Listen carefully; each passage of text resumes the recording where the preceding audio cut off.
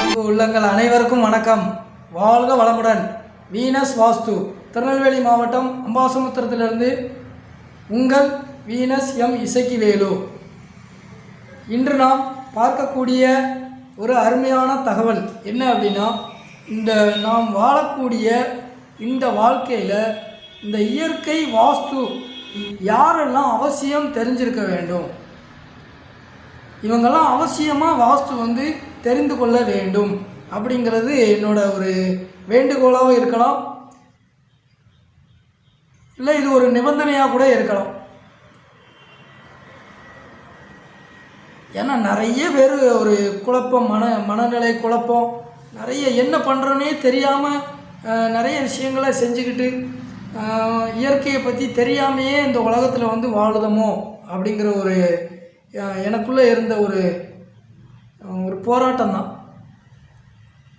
அப்போ இந்த இயற்கை வாஸ்துவை யாரெல்லாம் தெரிஞ்சுக்கிடணும் அப்படின்னா, ஒன்றாவதாக யாருன்னு பார்த்தீங்கன்னா, இந்த ரியல் எஸ்டேட் பண்ணக்கூடியவங்க ஒரு இடத்த வாங்குவாங்க, பெரிய லெவலில் வாங்கி அதை சேல்ஸ் பண்ணுவாங்க, ஒரு வீடு கட்டியிருக்க வீடை வாங்கி கொடுப்பாங்க.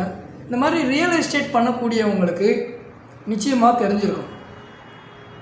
ரெண்டாவதாக யார் அப்படின்னா, லேண்ட் ப்ரொமோட்டர்ஸ் அப்படின்னா அவங்க ஒரு லேண்டை மொத்தமாக வாங்குவாங்க, வாங்கி அங்கே வீடு கட்டி சேல்ஸ் பண்ணுவாங்க.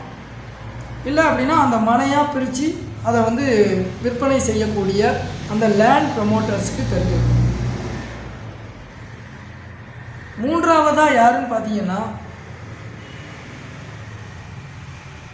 ஒரு இடம் இருக்குது, இப்போ ஒரு லேண்ட் வாங்க போகிறாங்க, ஒரு இடத்த வாங்கக்கூடிய அந்த இடத்துல வீடு கட்டலாம், இந்த இடம் வீட்டு மனைக்குரிய இடம், இந்த இடத்துல வீடு கட்டக்கூடாது, இது விவசாயம் செய்யக்கூடிய இடம் அப்படின்னு சொல்லிட்டு ஒரு சர்வே பண்ணக்கூடிய ஒரு இன்ஜினியர்ஸ், நில அளவை பண்ணக்கூடிய ஒரு பொறியாளருக்கு நிச்சயமாக இந்த இயற்கை வாஸ்து தெரிந்திருக்க வேண்டும். நாலாவதாக இந்த இயற்கை வாஸ்துவை யார் தெரிஞ்சுக்கணும்னு பார்த்தீங்கன்னா,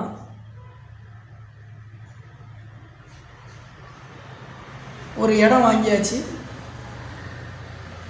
நம்ம அதில் வீடு கட்டும்போது அந்த வீட்டை கட்டக்கூடிய இன்ஜினியர்ஸ், பொறியாளர், கட்டுமான வேலை செய்யக்கூடிய நபர்கள், கான்ட்ராக்ட் முறையில் வேலை செய்யக்கூடிய நபர்கள், இவங்கெல்லாம் அவசியமாக தெரிந்து கொள்ள வேண்டும்.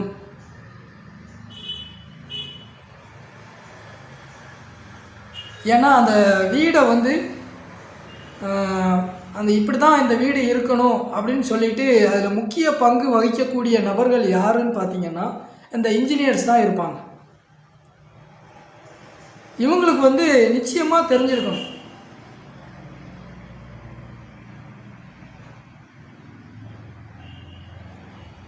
ஐந்தாவதாக யார் அப்படின்னா,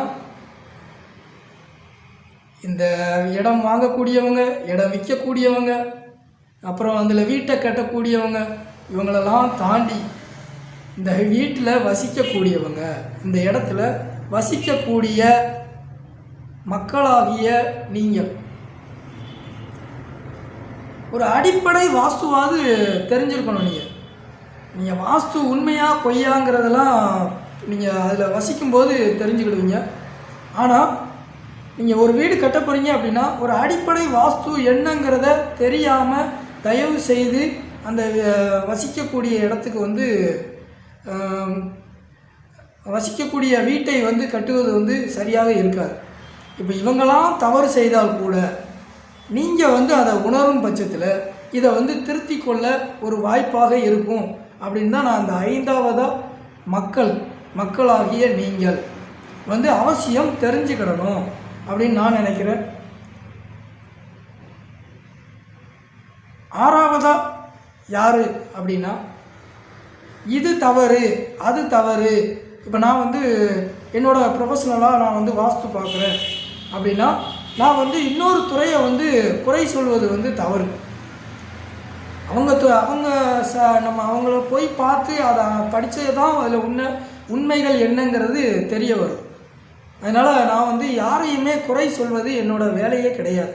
இப்போ ஜோதிடம் பார்க்குறாங்களா, நிச்சயமாக அவங்க ஒரு ஒரு உண்மை சார்ந்த விஷயத்தை தான் அவங்களும் சொல்கிறாங்க.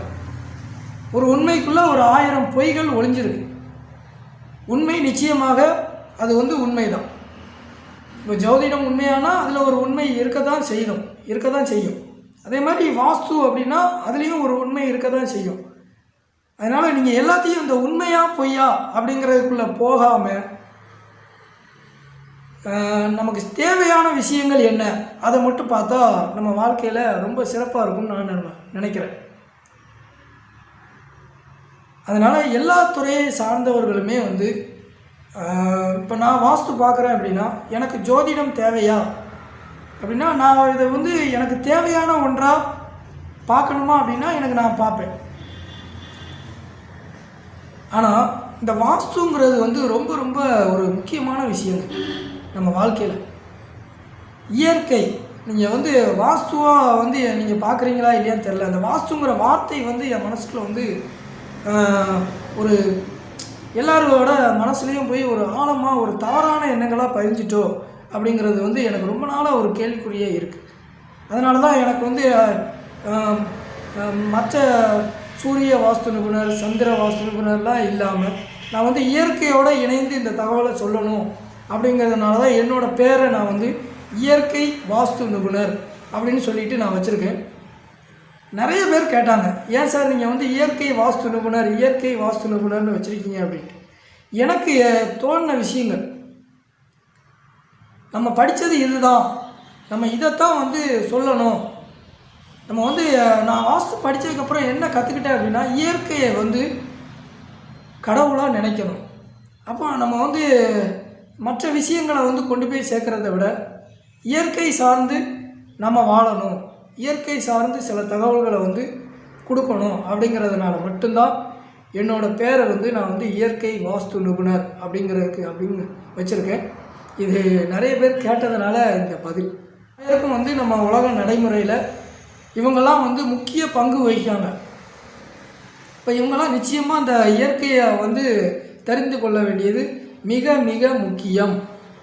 வந்து உங்களுக்கு இந்த இயற்கையை வந்து நம்ம எல்லாருமே தெரிஞ்சுக்கிடணும். இதில் அவசியம் யாரெல்லாம் தெரிஞ்சுக்கிடணும் அப்படிங்கிறத உங்களுக்கு தெரியப்படுத்த வாய்ப்பு அளித்த எல்லாம் வல்ல இயற்கைக்கு நன்றியை தெரிவித்துக் கொள்கிறேன்.